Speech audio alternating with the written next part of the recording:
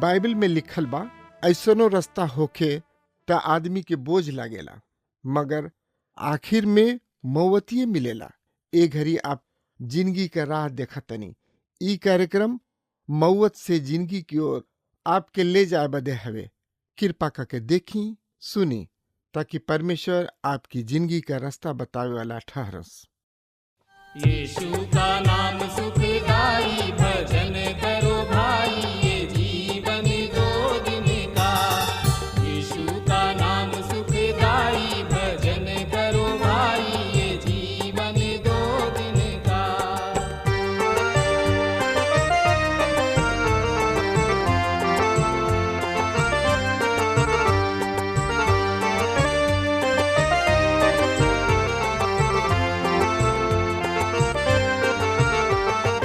ई जिंदगी जैसे बहे बहरिया,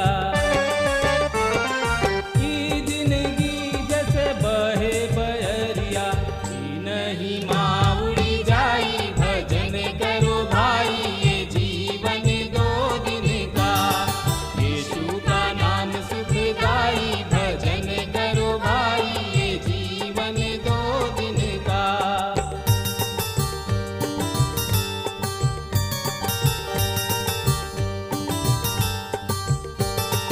ई जिंदगी पर गर्व न करना, ई जिंदगी पर गर्व न करना, छाया समान ढली जाई, भजन करो भाई, ये जीवन दो दिन का। यीशु का नाम सुखदाई, भजन करो भाई, ये जीवन दो दिन का। प्रभु यीशु मसीह के नाम में प्यार भरल नमस्कार बा। जैसे कि रुआ के ज्ञात होई, ए दिन में हमनी के पुराना नियम से मीका के किताब के क्रमबद्ध रूप से अध्ययन करल बनी जा। आज हमनी के एकर तीसरा अध्याय के रुआ खातिर शुरू करब जा। तीसरा अध्याय के शीर्षक है मीका नबी की किताब, तीसरा संदेश, जौना में ऊ अगुआ सबके भर्त्सना करतड़े। मीका इसराइल के अगुआ सबके उनका पाप के खातिर ओरहन देतड़े। सबसे पहले ऊ प्रधान सबके व शासक सबके और तब नबी सबके ओरहन देतड़े। नबी सबके ऐसे कि ऊ इसराइल के आत्मिक अगुआ रहन। उनका ऊपर इसराइल के आत्मिक जिंदगी, आत्मिक उन्नति के उत्तरदायित्व रहे। ऊ परमेश्वर के ओर से बोले वाला लोग रहन। परमेश्वर के संदेश मनुष्य तक पहुंचावे वाला रहन। परमेश्वर के संदेश मनुष्य तक पहुंचावे वाला लोग रहन। सबसे पहले ऊ प्रधान सब के खातिर नबूवत के वचन पेश करताड़े। सो औरी एह नबूवत के वचन के सुनी औरी एकरा से आशीष पाई। तरुआ हमरा संगे आपन पवित्र शास्त्र बाइबल निकाल लेनी हाँ तो ओहमे देखी मीका नबी की किताब ओकर 3 अध्याय के 1 से 4 पद एह तरी से बखान कर रहल बा। हम कहनी, हे याकूब के प्रधान सब और इसराइल के घराना के शासक सब, सुन लोग, का न्याय के जानल हमार काम ना हो। हम तो भलाई से बैर करी और बुराई से बैर करेला। तू हमारा प्रजा के लोगन के चमड़ी उधेड़ लेला और उनकर हड्डी सब से मांसू नोच डालेला। तू ओहनी लोग के मांसू खाला, ओहनी लोग के चमड़ी उतारेला और ओहनी लोग के हड्डी सब उतारेला। ओहनी लोग के हड्डी सब तुरेला तथा ओहनी लोग के मांस तथा हड्डी के बोटी के समान टुकड़ा टुकड़ा क देला। ओ समय ऊ यहोवा परमेश्वर के पुकार उठेलन और ऊ उनकर ना सुनिहे, वरन ओ समय ऊ उनका से मुंह फेर लिहे, काहे कि ऊ बुरा काम करलन। आई मित्र, हमनी के यह पद पर ध्यान कर जा। पहला पद में प्रभु के वचन हमनी के बतावता, तब हम कहतनी, हे याकूब के प्रधान सब और इस्राएल के घराना के शासक सब सुन, का न्याय के जानल तुहार काम ना ह। परमेश्वर पिता इस्राएल के प्रधान सब और शासक सब से सवाल करलन कि का न्याय के जानल तुहार काम ना ह। एकर तात्पर्य ई बा कि ऊ परमेश्वर के न्याय से दूर हो गल रहन। यहाँ ऊ समस्त इस्राएल के शासक सबके संबोधित कर रहल बड़े। याकूब से तात्पर्य यहूदा और इस्राएल दोनों से बा, काहे कि मूल रूप से ऊ ई याकूब अर्थात इस्राएल के घराना ही ह। यहूदा याकूब अर्थात इस्राएल के एगो बेटा रहन, जेकरा नाम पर ई गोत्र चलल और यही गोत्र से प्रभु यीशु मसीह अइलन। यही गोत्र से राजा दाऊद अइलन। ई राजा सबके गोत्र रहे। अब यहाँ पर प्रभु परमेश्वर उनका से सवाल करतने, का न्याय के जानल तोहर काम नइखे? एकर का तात्पर्य हो सकता? एकर अर्थ मित्र, मीका नबी इस्राएल के शासक सबसे बात कर रहल बने। ओ शासक सबसे जौन की उनका न्यायाधीश तथा दंड अधिकारी रहन। ई उनका से बातचीत कर रहल बने। ऊ उनका से कहताने कि न्याय तथा सच्चाई का होला। ऊ उनका से कहलन कि का न्याय के जानल तोहार काम ना ह। न्याय के कुर्सी पर बैठे से पहले यह बात के जाना, ई तोहर काम ह कि न्याय तथा सच्चाई से का तात्पर्य बा, ई का होला। यह बात हम नया नियम में रोमियो के पत्री ओकर 2 अध्याय के पहला पद में भी पावतानी, जहाँ लिखल बा, अतः हे दोष लगावे वाला तू केहू काहे ना होख निरुत्तर ह।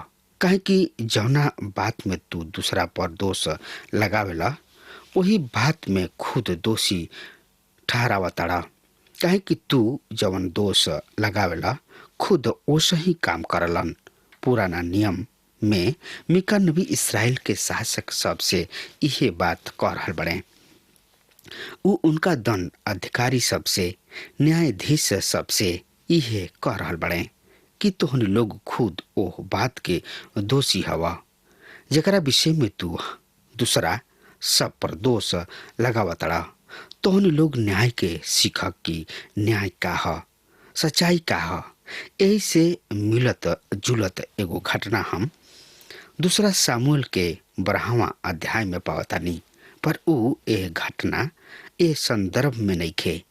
आई और वह हमरा संगे देखी शामुएल नबी की किताब 12 अध्याय 1 से 6 पद के हमनी के देखे के, फिर ओकरा बाद 7 से 13 पद और 14 के देखे के। 2 सामुएल ओकर 12वां अध्याय 1 से 6 पद में एह तरी से लिखल बा, तब यहोवा नतान के दाऊद के पास भेजले और ऊ उनका किन्ने जाके कहले, कोनो नगर में 2 आदमी रहन, एगो धनी और दूसर का गरीब। धनी मनी के पास बहुत सा भेड़ बकरी और गाय बैल रहे, पर निर्धन के पास एगो छोट भेड़ के बच्चा रहे और ओकरा अलावा और कुछ न रहे। ओकरा के ऊ खरीद के पल्ले रहन। ऊ उनका और उनका बाल बच्चा सबके साथ बड़े खातिर छोड़ दिले। ऊ उनका निवाला में से खात और उनका प्याला में से पियत रहे तथा उनकर गोद में सुतत रहन और ऊ उनकर बेटी के समान रहे। फिर एगो यात्री उनका धनी आदमी के घर आइल। ऊ धनी आदमी आपन भेड़ अथवा पशु सब में से ओह यात्री के खातिर पकावे के कुछ ना मिलल, वरन ओह निर्धन आदमी के भीड़ के बचा के ले लिहलस और ओह यात्री के खियावे खातिर जौना के कि उनका यहाँ आयल रहन उनका खातिर भोज तैयार कलन। दाऊद के क्रोध ओह आदमी के प्रति अत्यधिक भड़क उठल और ऊ नतान से कहले, यहाँ यहोवा परमेश्वर की जिंदगी के शपथ जौन मनुष्य ई कहले बा उ निश्चय प्राण दंड के जोग ह, जेकरा के ओह भीड़ के बचा के चौगुना भरे के पड़ी, काहे कि ऊ ई काम कैले और थोड़ा भी तरस ना खैलस। तब 7वां पद में लिखल बा, तब नतान दाऊद से कहले, तू ही त ऊ आदमी हवा। इसराइल परमेश्वर के यहोवा ई कहताने कि हम इसराइल के राजा होके खातिर तुहार अभिषेक कैलन और हम शाऊल के हाथ से तुहार छुटकारा कैलन। और तब 13वां पद और 14वां पद में हमनी के पढ़तानी जा, तब दाऊद नतान से कहले, हम यहोवा परमेश्वर के विरुद्ध पाप कैले बाणे। नतान दाऊद से कहले, यहोवा परमेश्वर भी तोरा पाप के दूर क दिहले, तू ना मरब, फिर भी अपना एह कार्य के द्वारा तू परमेश्वर के शत्रु सबके निंदा करे के अवसर देले बाणे। ऐसे तोहार ई जौन की पैदा भइल बा निश्चय मर जाई। हाँ श्रोता मित्र भाई बहन, ये वृत्तांत में हमनी के देखनी हजा कि राजा दाऊद जब ई सुनताड़े कि कोनो आदमी अन्याय कैले बा त ऊ उनका मृत्यु दंड देवे के तैयार हो जाताड़े, पर ई जाने के पश्चात कि वो खुद दोषी हमें ऊ परमेश्वर से क्षमा याचना करताड़े। हम देखतानी कि दाऊद परमेश्वर के दंड के स्वीकार कैलन और परमेश्वर के सामने अपना पाप के मान लेहले। ई कैसन विचित्र बात बा कि हम दूसरा सबके पाप देखे में कैसन पैनी दृष्टि रखी न जा और अपना पाप के ओर से आंख मूंद ली न जा। ये दूसरा आदमी के दंड देवे खातिर तत्काल तैयार रहन, पर अपना पाप के विषय में हम ध्यान ना करी न चाह, अपना पाप के ओर से आंख मूंद के बैठी गई रही जा। यही कारण बा कि परमेश्वर ये शासक सबसे, इसराइल के प्रधान सबसे, शासक सबसे कहताने कि तू दूसरा के अपराध की पढ़ाई कठोरता के साथ न्याय करत रहन, दंड देत रहन, उनका साथ व्यवहार करत होखस, जबकि तू खुद ओ अपराध सबके दोषी हवा।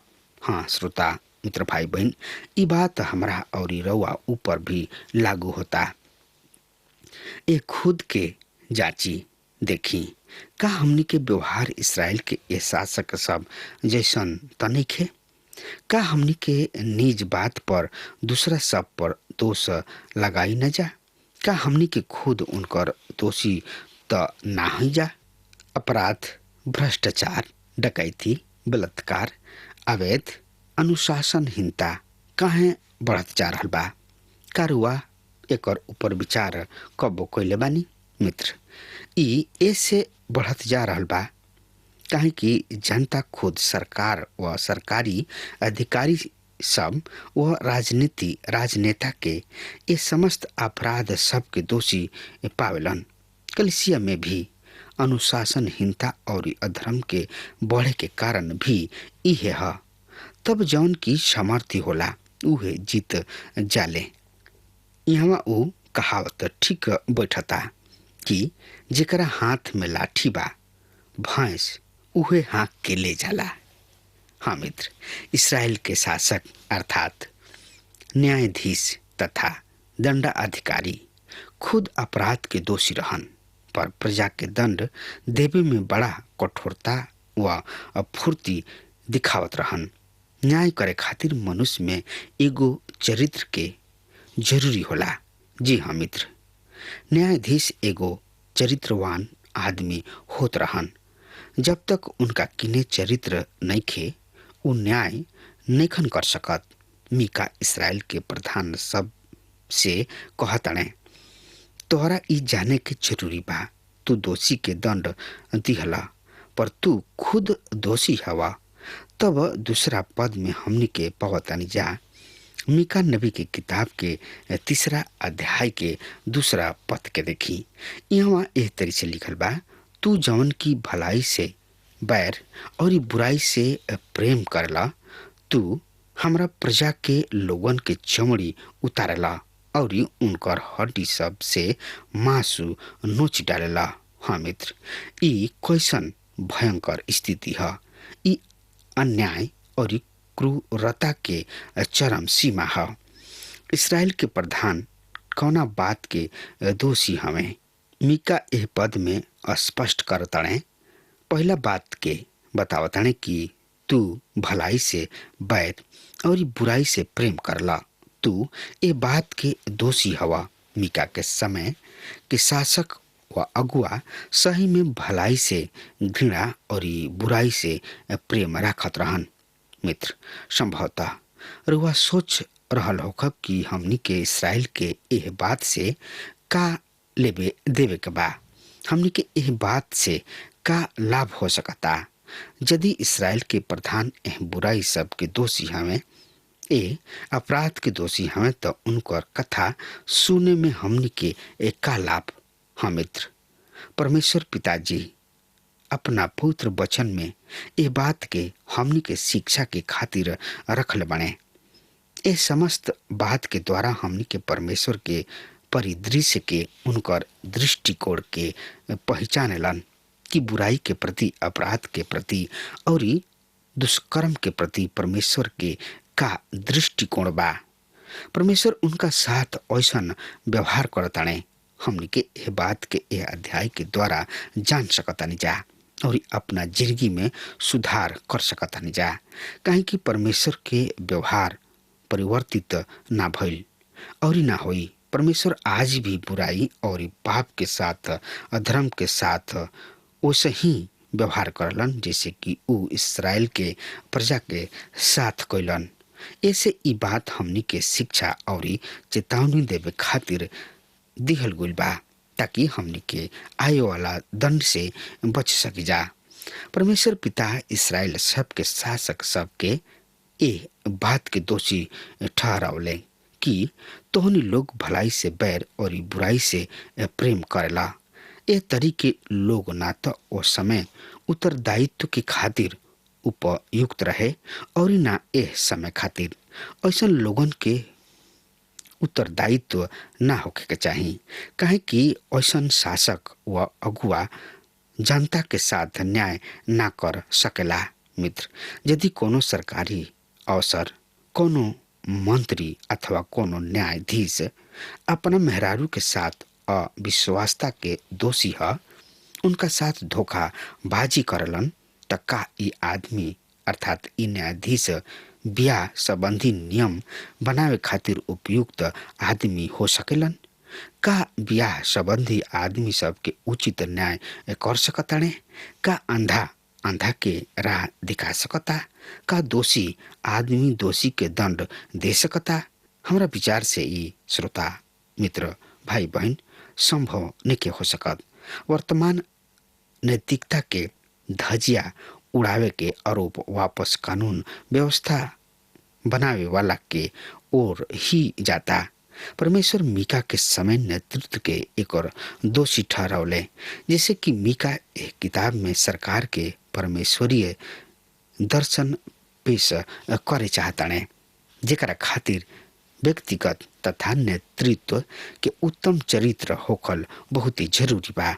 प्रभु के वचन कहता कि तू हमरा प्रजा के लोगन के चमड़ी उधड़ेला और उनका हड्डी सबसे मांसू नोच डालेला। हाँ मित्र भाई बहन, मीका निर्धन सबके साथ उनकर बरब्बा क्रूस व्यवहार के विभिन्न उदाहरण सब द्वारा प्रकट करता। अब तब तीसरा पद में हमनी के देखतानी जा कि तू उनकर मांस खाल, उनकर चमड़ी उतारला और उनकर हड्डी सब तुरेलन। और उन्हें हड्डी के मांस तथा हाड़ के बोटी के समान टुकड़ा टुकड़ा कर लेला। दूसरा शब्द में वो निर्धन सबके साथ अमानवीय व्यवहार के निम्नतम स्तर से भी नीचे पहुंच गई रहन। वो दया रहित तथा सिद्धांतहीन हो चुकल रहन। तब चौथा पद में हमने के देखतानी जा ओ समय ऊ यहोवा परमेश्वर पुकार उठी हैं, पर ऊ उनकर ना सुनी हैं, वरन ओ समय ऊ उनका से मुंह फेर ली हैं, काहे कि ऊ बुरा काम करत रहलन। यहाँ परमेश्वर के दंड के घोषणा है। परमेश्वर कहता है कि ओ समय कठिन परिस्थिति में वो परमेश्वर के दुहाई दी हैं, पर परमेश्वर भी उनकर ना सुनी है, काहे कि उनकर काम बुरा बा। अब यहाँ देखे के बा कि नबी जौना के संकेत इसराइल के अगुआ के ओर बा, जब तक वो अपना उच्च पद पर आसीन बा, उनका मन में दूसरा मानव के प्रति कोनो आदर सम्मान नइखे, उनका से कोनो प्रेम नइखे। अमानवीय व्यवहार तक बढ़ता तब कल जाला जब हमन के दूसरा मनुष्य के खातिर अपना मन में कोनो ज्यादा सम्मान ना रखी न जा। जौना आदमी के मन में मानव के प्रति कोनो ज्यादा सम्मान नइखे, उनका से कोनो प्रेम नइखे, उ हत्या करे में, अपमान करे में, व्यभिचार करे में, बलात्कार करे में कोनो भी कमी घटी ना रहेला। उन्हें एक कार्य से कोनो आपत्ति ना होला। जौन लोग मानवता के समान करलन, उ दूसरा सबके साथ बुरा व्यवहार ना करलन। दूसरा मानव के प्रति उनका में कोनो आदर सम्मान नइखे, उनका से कोनो प्रेम नइखे। उ मानवता के अपमान कर लेले तथा उसे हानि पहुंचावे में कोनो कमी ना छोड़ेलन। पर मीका नबी कहताने कि उ अब संकट में पड़े वाला बाणे, काहे कि जौन शक्ति अब उनका पर प्रबल हो रहल बिया, उ उनकर शक्ति से कहीं अधिक सामर्थी हवे, जेकर नाम सर्वशक्तिमान परम प्रधान परमेश्वर हवे। उ ओह पर प्रबल होखे वाला बाणे। आज भी परमेश्वर मनुष्य पर प्रबल होखे वाला बाणे।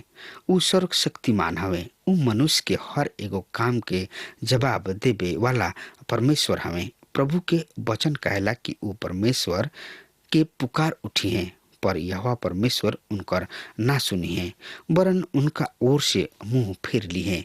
ऐसन उ काहे करी है मित्र? उ ऐसे करी है काहे कि उनकर काम बुरा रहे और उ निरंतर बुरा करत रहन। मित्र, आज हमनी के अनेक लोगन के ई कहत सुनी न जा कि परमेश्वर हमनी के सहायता करस। मित्र, हम नहीं जानत कि परमेश्वर रुआ के सुनी है अथवा ना, काहे कि मीका के समय में जवन की परमेश्वर के तिरस्कार कइलन और ई परमेश्वरहीन जीवन बितावत रहन। और लोगन से परमेश्वर कहले कि हम तोहर पुकार ना सुनब, अर्थात जब तू सहायता के खातिर हमरा के पुकारब तब हम तोहार ना सुनब। सही में ऊ कहताने कि हम तोहरा ओर से मुंह फेर लेब। मित्र, हमनी के शांत परमेश्वर के युग में रह रहल बानी जा। जी हाँ मित्र, आज परमेश्वर अपना भयानक रूप में ना हमें, अपना क्रोध में हमनी के ना दिखाई देले। आज शांत परमेश्वर के युग में रह रहल बानी जा, पर एकर अर्थ ई नइखे कि परमेश्वर वर्तमान संसार के समस्या सबके कम करे में रुचि नइखन ले रहल। मित्र, उनकर अनुग्रह आज भी बहुतायत से बा। जब लोग उनका आगे नम्र और दीन बनलन और उनकर बेटा प्रभु यीशु मसीह के ग्रहण करलन, उनका पर ई दया करे में धनी हवे। हाँ श्रोता मित्र भाई बहन, अब हमार समय खत्म हो रहा बा। तब तक खातिर हुआ हमरा के आज्ञा दी। परमेश्वर हुआ के बहुते बहुते आशीष देश। आमीन। हमके विश्वास बा कि ई कार्यक्रम आप सब खातिर फायदेमंद सिद्ध भइल हुई। अगर आप सबके लगे बाइबल से चाहे आपकी निजी जिंदगी से कोनो सवाल होके, चाहे कोनो समस्या खातिर प्रार्थना करावे चाहतनी, तो हमारी फोन नंबर पर जरूर संपर्क करें और आज का दिन आप खातिर सुखद